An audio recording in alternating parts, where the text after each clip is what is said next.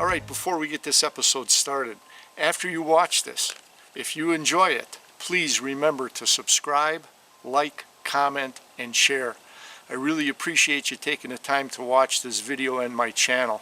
A big thank you to you for that. Now, here's this week's episode.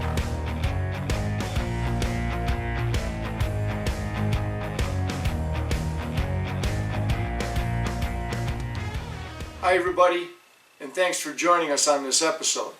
Today, with turkey season upon us here in the state of Wisconsin, we're going to show you a fixed position turkey hunting method that you can use as a tactic to harvest spring turkeys. Plus, I'll share with you some modified homemade turkey equipment that I've used that will enhance your opportunity to harvest turkeys in the spring from a fixed hunting blind. So, let's get this episode started right now. Now, turkeys are somewhat nomadic, much like a white-tailed deer. They have a variable size range of territory that they move through, and they are not always in the same area for a specific amount of time. They are constantly on the move, looking for food, water sources, other turkeys, roosting trees, and staying away from those predators.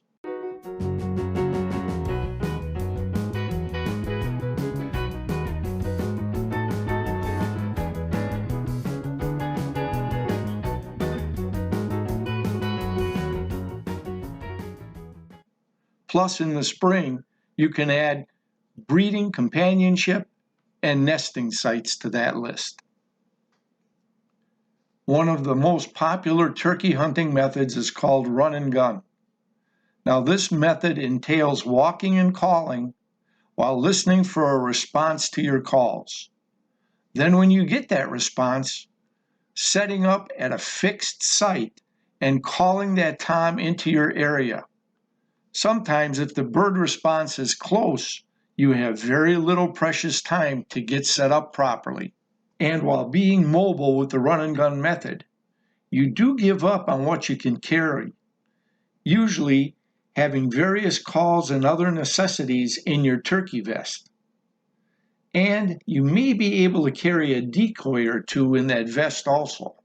Now, after hearing that close turkey's response, you're going to have to think quickly.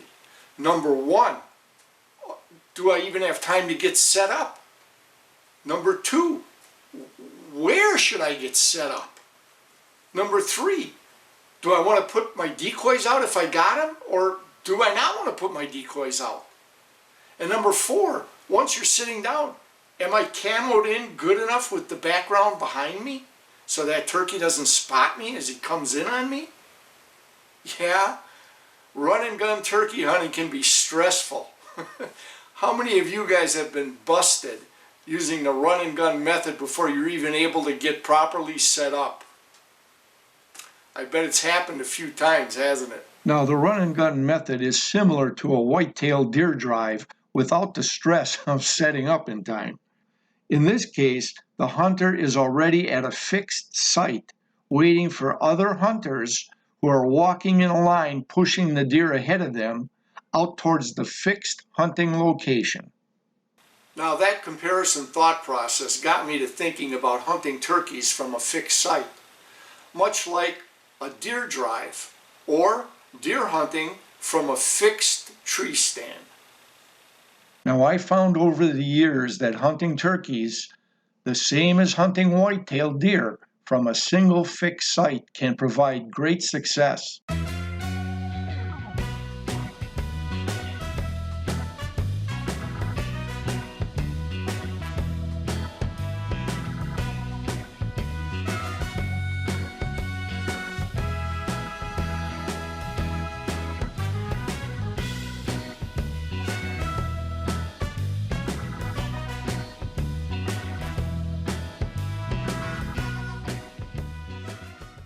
And just like hunting white-tailed deer, you need to do your homework by getting boots on the ground and pre-season scouting. Hunting. You couldn't tell as you're going by because this looks so thick, but there's a nice open area. We just wanted to get out and kind of walk in here. Over or under? I'll go under. walk in here, want to see what this looks like for public hunting. Oh, this is nice. Set up along any one of these edges and put some decoys out. This is all right. It's getting nice and warm. Look how blue the sky is. Yeah. Okay, cool. Well, we found another spot. I'll have to mark this one down. Good. Now, your scouting starts months before your turkey hunt as you search for suitable turkey habitat, such as areas containing combinations of the following. Now, in Wisconsin, it's a mixture of hardwood and conifer trees with adjacent pastures, green fields, farm fields, or other openings. Note that the best habitat is usually found relatively close to a permanent water source or small streams and lakes. Now, once identifying those suitable areas, now look for active turkey sign, such as ground scratching as they look for food, turkey tracks, turkey scat, known also as turkey droppings, dusting bowls, and possibly nesting sites, which are usually in a secluded, heavy, thicker brushed area and hidden against a rock, tree, log, or cut bank. Now, such a spot affords a nesting hen protection from behind while watching for predators coming from the front. Once your areas of high probability contact with turkeys are found, now it's time to pick out your fixed ground blind areas. Now, in the past, I have had the opportunity to be able to hunt from a large, approximately 40-acre tract of private land in central Wisconsin. But I have also hunted out of fixed blinds on public land with equal success. Now, there is an advantage to a private land fixed blind over a public land fixed blind, and that is the amount of gear available for your use that can stay out at the blind. Here you can see that decoys that are cased, a seat to sit on, the camera tripod, the umbrella cover, all the camel netting are able to remain at the blind. Plus, with a large size area available, I'm able to spread out all of my gear required for the hunt. Less movement and less noise as I grab the needed calls, cameras, shotgun, whatever else I may need. Now, while a public land fixed blind has you carrying gear in and out every day, so that results just from less capacity to carry, less gear to take. But there is still a slight advantage that you take it in and take it out only to one spot. This is where I was sitting right here. You're not carrying it around all day, so you can load up gear to take depending on your personal load capacity. Now, for me, I found the number one rule in setting up a fixed ground blind is not to set it up facing directly east or directly west, because this results in the sun becoming a direct floodlight into your face and eyes as the sun rises through the trees from the east and begins to set in the west. Now, besides the spotlight directly on you, lighting you up for the turkeys to see you, it also affects your eyesight in trying to scan the area for turkey movement. Always, I repeat, always set up the direction of your blind in a south or north facing direction. And if need be, you can adjust it to a southeast, southwest, northeast, or northwest direction. Keep the direct sunlight from shining directly into your blind and on you. Now, number 2, take the time to set up structure behind you and somewhat to your sides. This should be done early as possible during your preseason scouting trips. It keeps your blind setup activity to a minimum once your turkey season starts. Plus, it gives the wildlife in the area time to get used to it.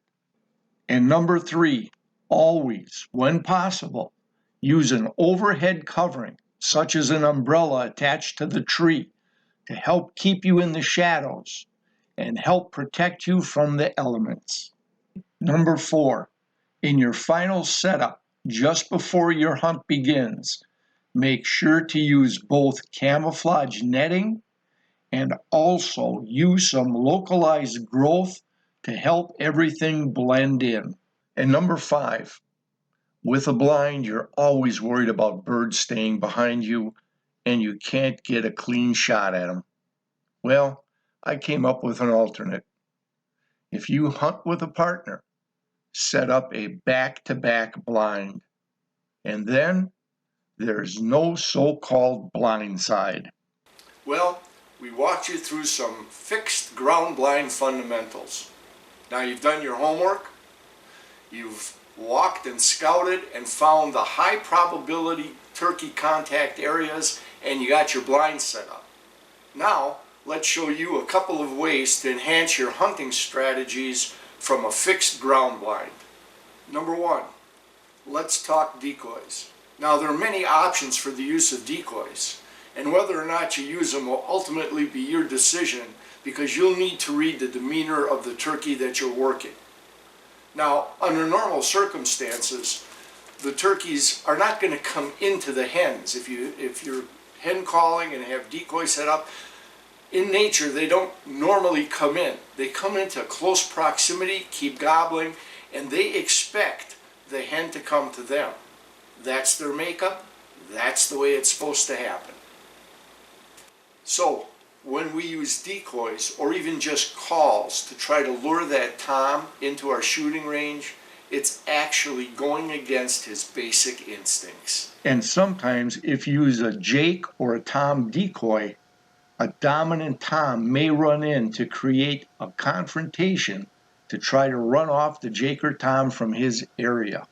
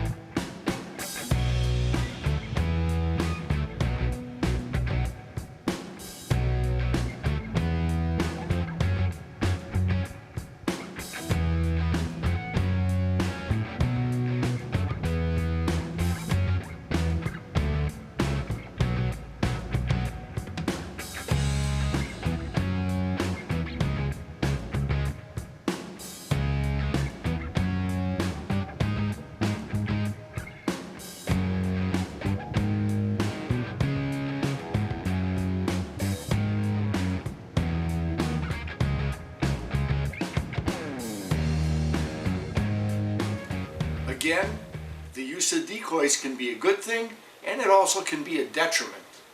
Now that choice is going to be based on your interpretation of the gobbler's mood that you're working. And there can be one other issue if you happen to be using a Jake or another Tom as a decoy to try to get that bird to come in and run that bird off. Now, you don't know it at the time, but if you're dealing with a subordinate Jake or Tom, they may not want to run right in because they don't want to get beat up. It's like, ooh, that's the big guy on the block. I'm staying away from him. And they'll never come into your setup. So again, it's how you read the demeanor of your turkey. Does he sound like he's a boss Tom? Or are they a little quieter? Did they come in quiet and their gobbles are more muted, which means they're a subordinate bird? In that case, if you got a Jake or a Tom out, they may never come into your setup. Now, my experience calling birds in, whether I use decoys or not, is to try to lure a live hen into my setup area with hen calls. Now, I found that aggressive hen calling with raspy and agitated clucks can bring in a boss hen. Now, keeping that boss hen in the general area for as long as she wants to stay. Don't scare her off. And usually a male turkey, either Toms or Jakes, and either dominant or subordinate ones will have a greater chance to walk into your setup area as that live hen or hens move off. But if you're going to use decoys, you need to make them look believable.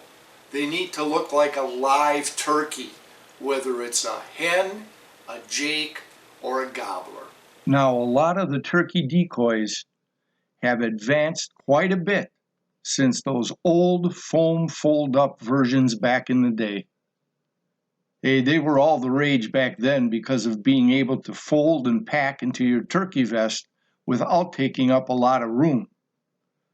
And those replaced the hard plastic decoys that were collapsible, but not very manageable for storing in your turkey vest. And those unrealistic paint jobs were just terrible. Not very convincing for sure. But back in the late 1990s and into the early 2000s, they seemed to fool the turkeys. But as they were used more and more, the turkey's keen eyesight identified them as fakes. Hey, the turkeys may have a peanut-sized brain, but they're not dumb. By 2010, here in Wisconsin, the turkeys became more adverse to those old-style design decoy setups. And at least for me, I started to hunt turkeys without decoys, and I started to have better success. But then a new product hit the turkey hunting world. It was called turkey skins, and it was made from actual turkey feathers. It was built on a cloth-like frame that wrapped around your decoy and had Velcro straps on the bottom to hold it on your decoy. This actual turkey feather use was a big step forward as the decoy started to look more like a live bird. Now, it didn't take long for me to develop a cheaper, better alternate. I would save the wings and tails from my harvests, not as trophy mounts, although I did mount a few of them.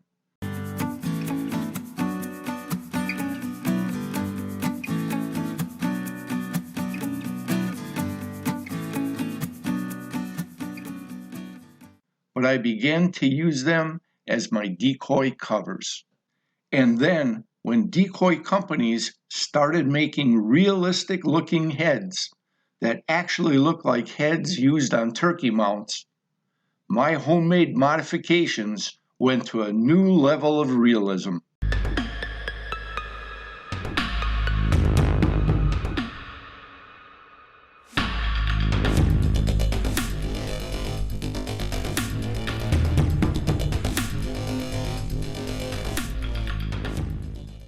Now, let's show you how to assemble this realistic looking homemade gobbler decoy.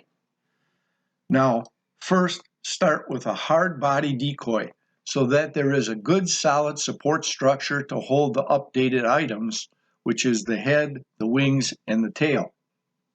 And you'll need a good support post to hold up the added weight of those items. Now, you may need to modify the usual single support post that comes with most turkey decoys, such as this stake that I found, which adds support to the head and tail area, and it also folds up for nice and easy storage.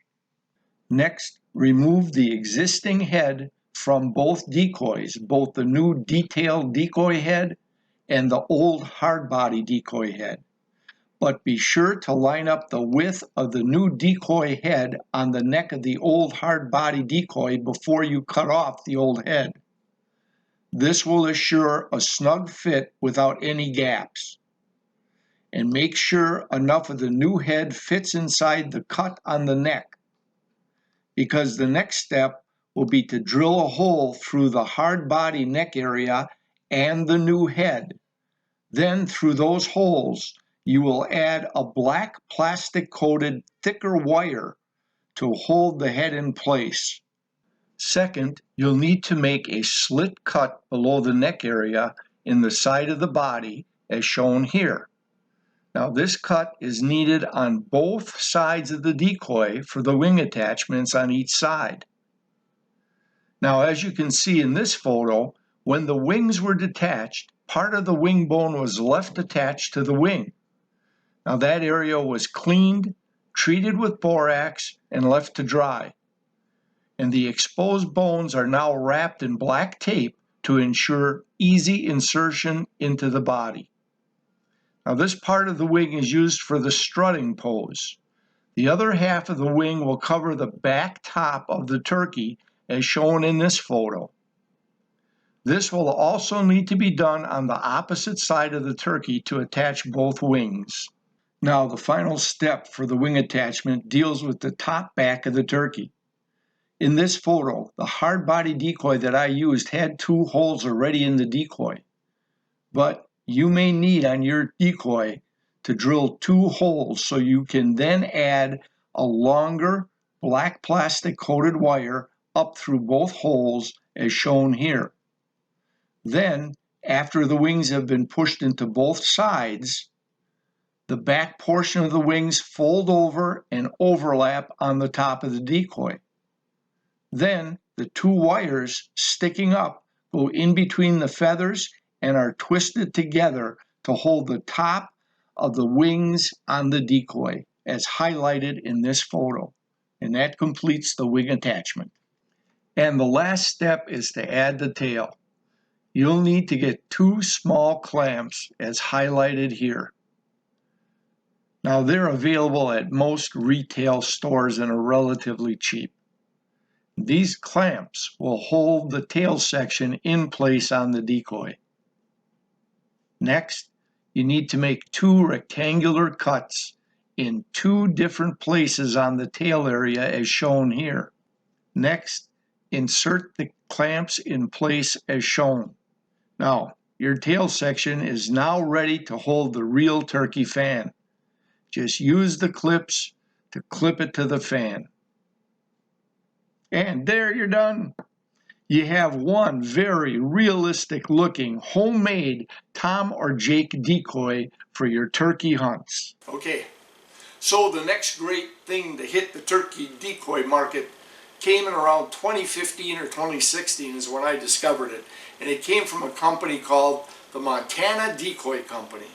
Now, as far as I was concerned, they hit a home run. They touched all the bases for me for what I'm looking for in a decoy.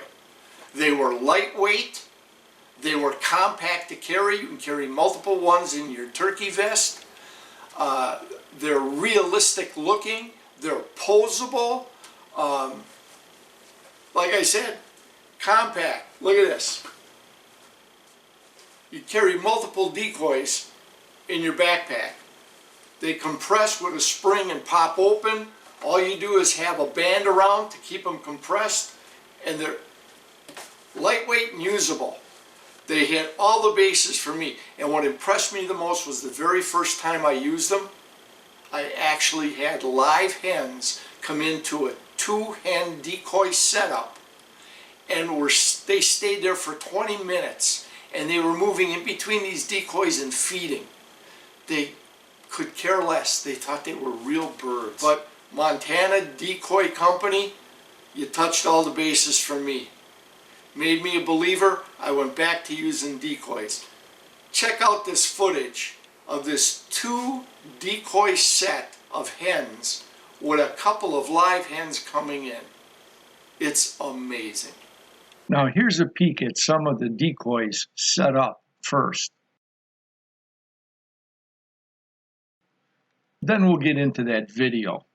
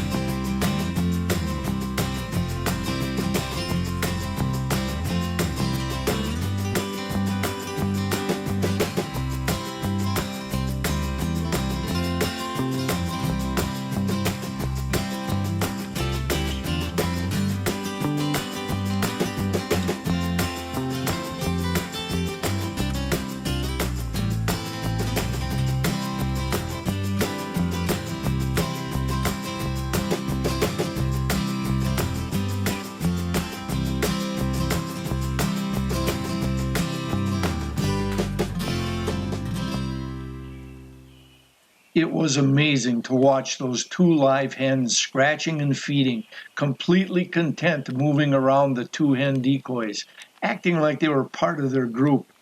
Like I said, those two live hens hung around for about 15-20 minutes without a care in the world. I spent a lot of video zoomed in on those live birds trying to gauge a reaction from them towards the decoys, but nothing ever came up. The only reaction that I could conclude was that they thought that the two decoys were truly part of their group. They finally just moved off. No alarm putts, nothing. But they left me very confident in these new decoys. Now there's one more strategy advantage for hunting out of a fixed ground blind. Now you all know how keen of a sense of hearing turkeys have. Now you can make a yelp or a purr and a bird can be 100 yards out. And as he works his way in and starts getting close, he's looking right at that spot where you're sitting as he's coming in. Even though you haven't made movement or a sound, he knows exactly where that sound came from. Now if you're constantly calling from that same spot, the turkey's got to be thinking, we move around. That sound is still coming from that same spot. Something ain't right. And they start getting cautious. So in the past, I'd get out of my blind with my shotgun and usually a simple push-pin box call. And I'd move around in a large circle, duck walking on a low crawl in front of my blind, stopping to call every once in a while here and there until I made it back to my blind.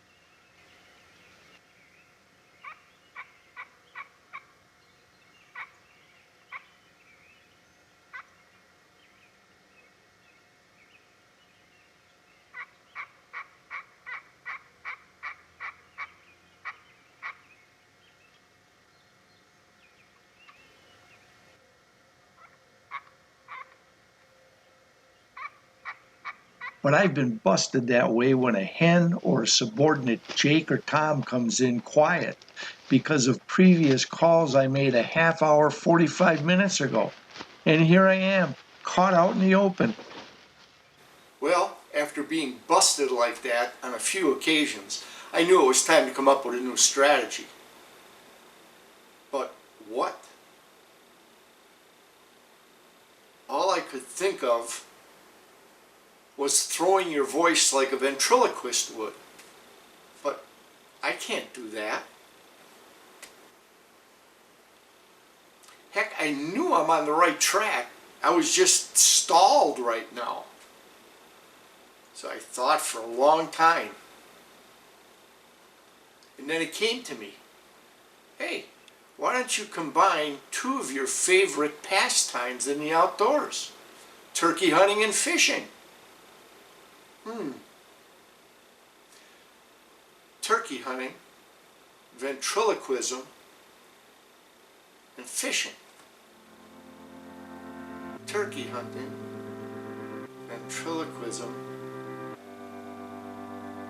and fishing. Turkey hunting, ventriloquism, and fishing.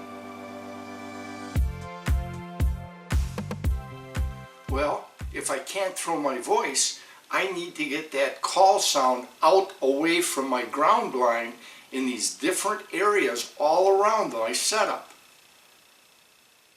Then I got to thinking about that push-pin box call that I use when I go out. If I could get those out there in different areas, that would make the sound come from that specific area. But how do I get to operate it? You know, I'm in the blind and it's, you know, 20 yards away from me or 30 yards away from me in all different directions. That's when the fishing part came in. I could use fishing line and attach it to that box call somehow. So while I'm sitting in my blind, all I got to do is pull on the fishing line and that would pull the pin and sound off the yelp from the box call. Now here's a look at the setup that I came up with for the box call. Now, here is my push pin box calls side view, top view, and bottom view. Now you can see on the bottom view that I used a painter's wooden stir stick and cut it down to a smaller size. Then drilled out a star-shaped hole to fit over my turkey decoy stakes. With this hole, I can use my star-shaped stakes so that the call setup, when the string is pulled, won't turn left or right on the stake, thus giving me maximum tension on the pull of the string, resulting in a nice clear, sharp cluck or purr sound. Now in this next photo, you can see that I drilled small starter holes in the box call and through the camo support stick to attach the call. And that was done on both ends of the call.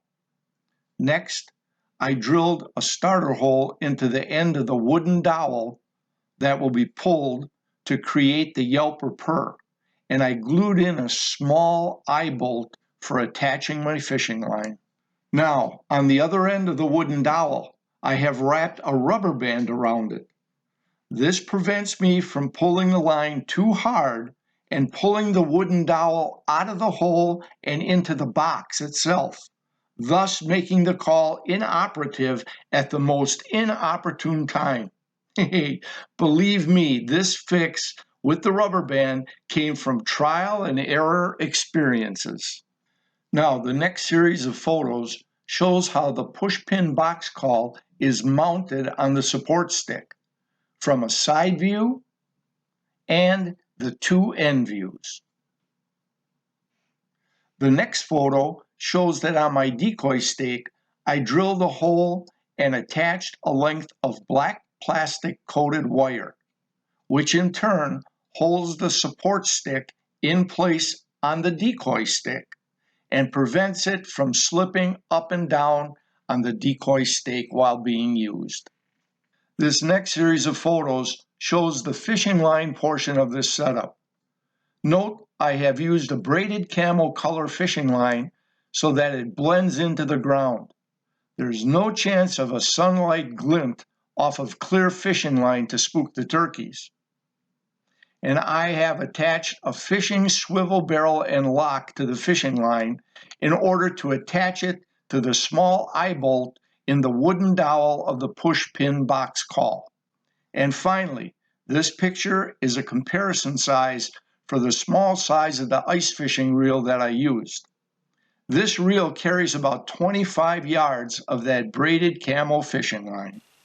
Next, let's get out in the field as I take you on a little tour around my fixed blind setup to show you this push pin setup call and discuss some of the strategies that you use for this type of a setup. We just got the blind finished, and we got our decoy calls set up.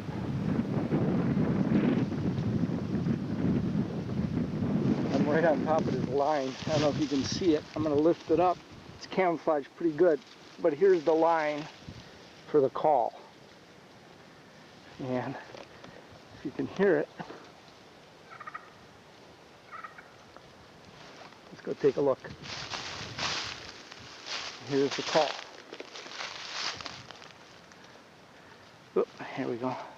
Here's the call box. Get the leaves off of it a little bit. Yeah. But you get an idea. We just drive this stake in the ground here, and we've got a camouflaged push pin. We put an eyelet in and a hook from fishing with some camouflage fishing line, And we stake that in the ground. See if that's better. Okay. And then I just run the fishing line back to a point.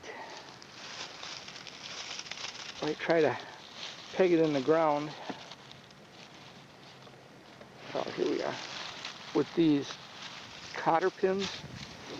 I think this cotter pin here to kind of hold the line down and to give it a little more tension when you pull on it. There. That in the ground. There. So when you pull on it, a little more tension on that box. Makes it sound like a good call. But anyways, we strategically place these. You can see we're about, oh, maybe 15 yards away from the blind. There's our blind. But I've got one here. I've got one out in front of the blind. And coming off the back here, I got one set up back here. So if a bird's coming in, I don't have to get out of the blind anymore and walk around to make it sound like a live bird. I can work on this one and then move to the one I'm at and then move to the call over there, or maybe move to this and then to there, so it sounds like a bird is moving around in the area. And the one call in the shooting range area is going to have the decoy set up on it. When we set up our decoys setup is going to be out here by this deadfall log. In fact, there you can see my push pin call right there. Sorry it's bouncy, but I don't have my tripod. But right in that area is where we're going to set up our decoys. And this last photo shows a setup where the call is placed under an actual decoy. Now this setup adds a visual aspect to the audio aspect of the call, sort of doubling up on the turkey's extraordinary sight and sound qualities. Hey guys, this is as real as decoy hunting can get. Give it a try.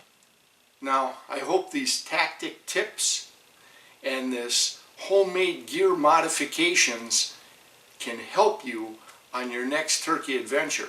And remember, it's about the journey, the whole experience, from prepping to the hunt itself, not just the harvest. Hey, thanks for watching, and best of luck to all of you on all of your future turkey hunting adventures. Hey, we'll catch you on our next video. Feel free to comment below, or if you don't want to comment in the public eye, we can also be reached at rappinoutdoors360@gmail.com. Now, if you know somebody you think might enjoy this video series, please feel free to go ahead and share this video or this link with your friend. And as always, whether you fish or hunt, remember, practice CCR. Catch, conserve, replenish. Make sure that that resource is available for future generations. See you next time, guys.